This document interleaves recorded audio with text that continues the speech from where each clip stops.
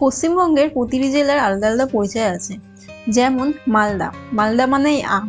এখানকার বিখ্যাত আমগুলি হলো ফজলি, লক্ষণভোগ, গোপালভোগ। নদিয়ায় রয়েছে কৃষ্ণনগরের মাটির পুতুল, যেটি পৃথিবী বিখ্যাত। এছাড়াও এখানকার সরপুরিয়া ও সরভাজা মিষ্টির সুনাম রয়েছে। বাঁকুড়ার নাম নিলেই চোখের সামনে ভেসে ওঠে পোড়ামাটির ঘোড়া। পশ্চিম মেদিনীপুরে রয়েছে কেশপুরের মুগের জিলিপি আর ক্ষীরপায়ের বাবরসা মিষ্টি। উত্তর চব্বিশ পরগনায় বিখ্যাত বসিরহাটের সন্দেশ। উত্তর দিনাজপুরে রয়েছে রায়গঞ্জ বন্যপ্রাণী অভয়ারণ্য, যেটি পরিযায়ী পাখিদের আশ্রয়স্থল। জলপাইগুড়ির গরুমারা জাতীয় উদ্যান ও ডুয়ার্সের চা বাগান এখানকার অন্যতম আকর্ষণ।